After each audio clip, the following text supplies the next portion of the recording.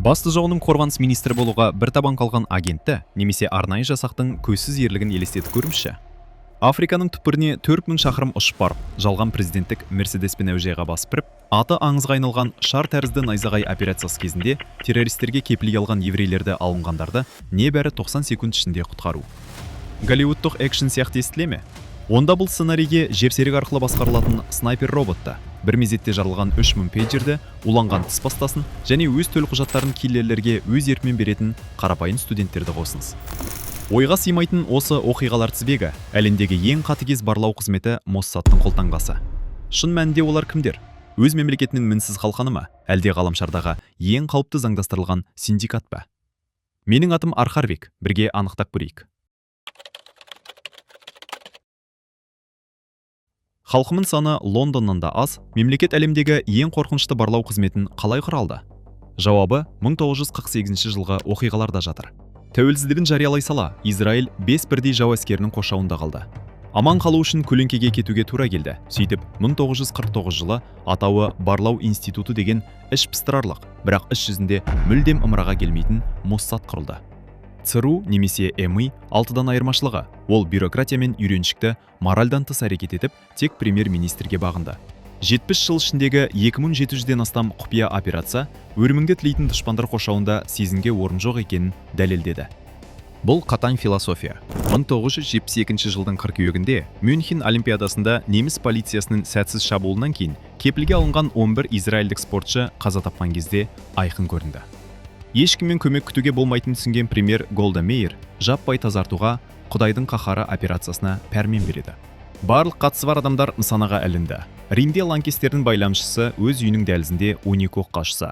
Парижде теракт үйлестірушісінің телефоны миналанып, жалған журналистің қоңырауы радио арқылы басқарылатын жарылыспен аяқталды. Алайда кез келген жүйе қателік жібереді.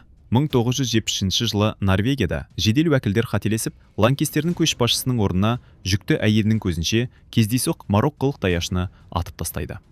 Агенттер түрмеге жабылып, құпия пәтерлер желісі әшкереленді. Бірақ Моссад шегінген жоқ. Тек мінсіз соққы дайындау үшін уақытша үзіліс алды. Мюнхен қырғынының басты ұйымдастырушысы Қызыл ханзада Әли Хасан Саламеге жасалған аңшылық 6 жылға созылып, 1979 жылы қаңтарда Бейрутта аяқталды. Пластикпен толтырылған көзге түспейтін Volkswagen нысананың көлігімен қатарласа берген сәтте жарылды. Жарылыс оққағарлар мен кездейсоқ 4 өтіп бара жатқан адамның өмірін қиса да, Израиль өз кек алуында қанды, бірақ триумфалды нүкте қойды. Өйткені бұл жүйе үшін тек мінсіз түпкі нәтиже ғана маңызды еді. Моссадтың өз абсолютті данышпаны бар. Жау мемлекеттің жүрегіне еніп қана қоймай, оның ибитасына айналып, 20 ғасырдың ең ұлы барлаушысы ретінде тарихта қалған қарапайым израильдік есепші Эли Коэн. Неліктен дәл оны таңдады? Бәрі қарапайым. Еуропалық келбеті бар агентті бірінші блокпосттақ әшкерелеп қояр еді. Араб сияқты ойлайтын және демалатын адам қажет болды. Коэн 100% сәйкес келді. Египеттің Александрия қаласының тумасы, араб тілін, жергілікті жаргонды және шығыс мәдениетінің нәзік тұстарын ана сүтімен бойына сіңірген. Ол Құранды жатқа айта алатын, ал оның типтік келбеті қарсы барлау қызметіне ешқандай күдік тудырмады. Оған арабтың рөлін ойнаудың қажеті жоқ еді. Ол онсыз да солай болатын.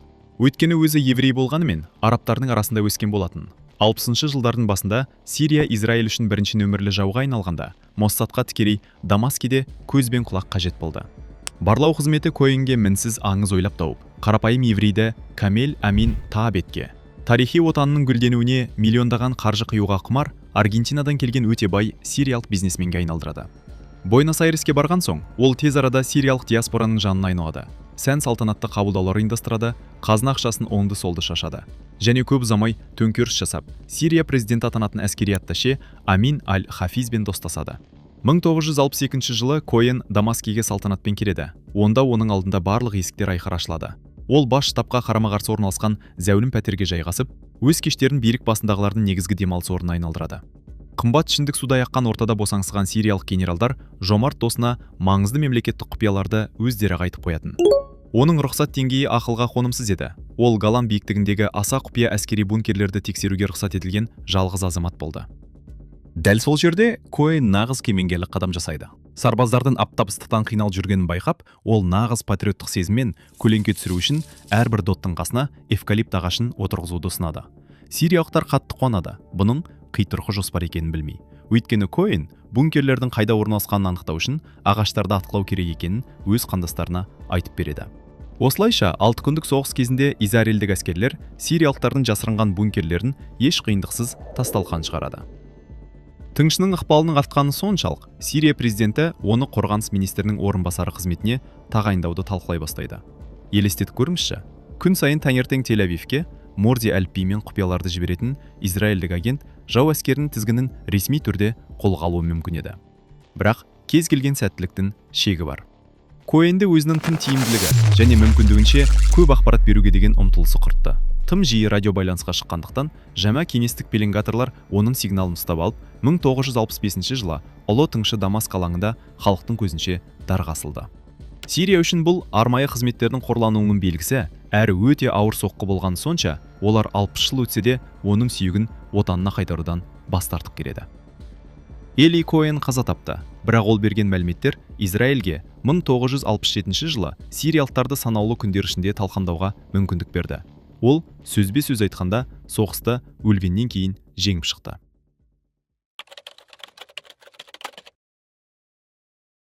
Егер сол жылдары Моссад агенттері бір тамшы ақпарат үшін нақты өлімге бас тіксе, бүгінде бұл қатыгез ойынның ережелері танымастай өзгерді.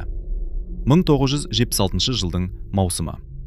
Палестиналық содырлар басып алған Тель-Авивтен Парижге ұшып бара жатқан Air France жолаушылар рейсі Африканың қақ ортасындағы угандалық Энтебеге қонады. Онда жергілікті диктатор Иди Амин лаңкестерге армияның қолдауын қуана ұсынады. Көп ұзамай қанды қатыратын оқиға орын алады. Қарақшылар шетелдіктерді босатып, 100-ден астам израильдіктер мен еврейлерді ескі терминалда автомат кезеніп қамап қойып, сұрыптау жүргізеді.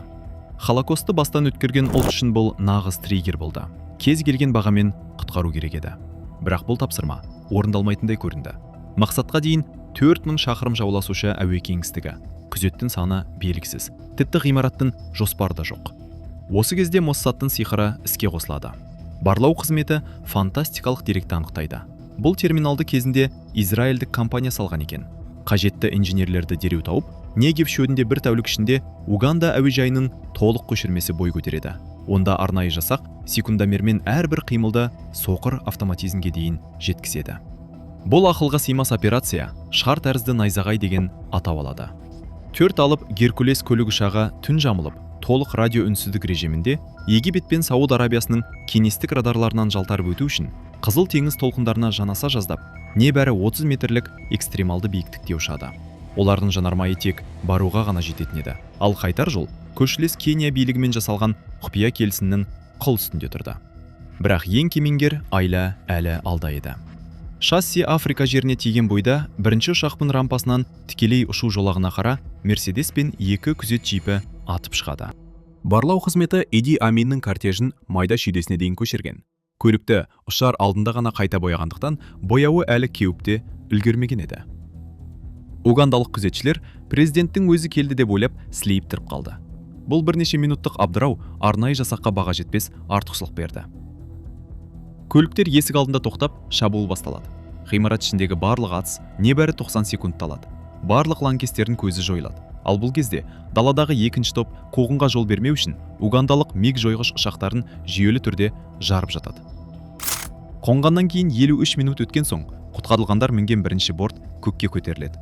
Бұл триумфтың құны 3 кепілгердің және шабуылдаушы топтың қолбасшысы, болашақ Израиль премьерінің үлкен ағасы Йонатан Нетаньяхудың өмірі.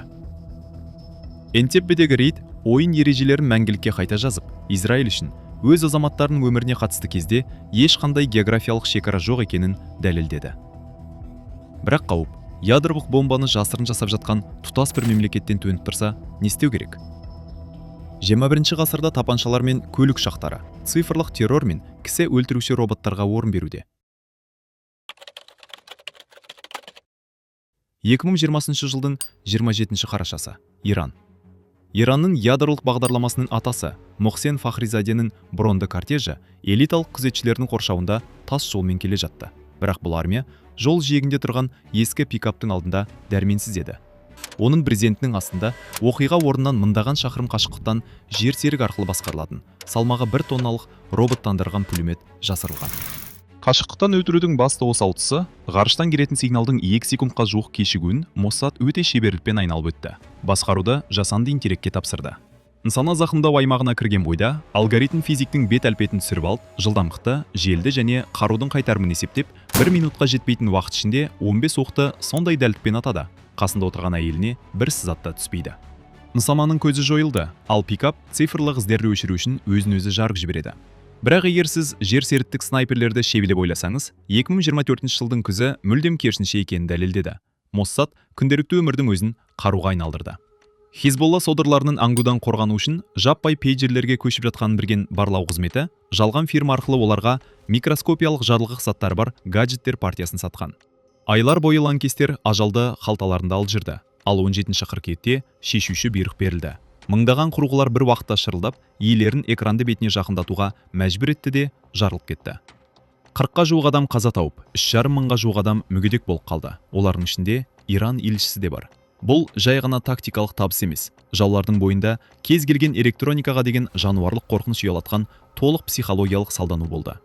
Ал небәрі 10 күннен кейін 27 қыркүйекте Израиль Бейруттағы бункерді 80 бомбамен жермен-жексен етіп, 32 жыл бойы Хизболланың тұрақты басшысы болған Хасан Насралланы үйінде астында қалдырып, топтың әскери омыртқасын санаулы күндер ішінде сындырып, керен етерліктей нүкте қойды.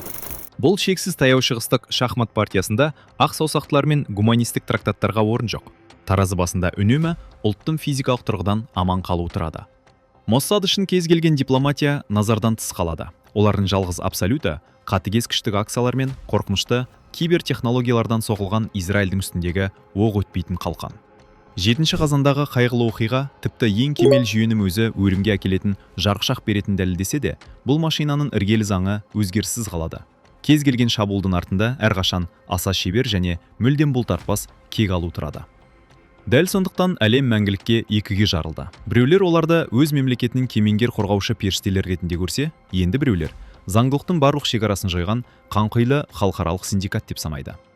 Ал сіз үшін қажетті өзін-өзі қорғау мен заңдастырылған террор арасындағы бұл қызыл сызық қай жерден өтеді? Міндетті түрде пікірлерде өз ойларыңызбен бөлісіңіздер. Менімен бірге әлеміміздің басты құпияларына бойлау үшін жазылу түймесін басыңыздар. Келесі кездескенше.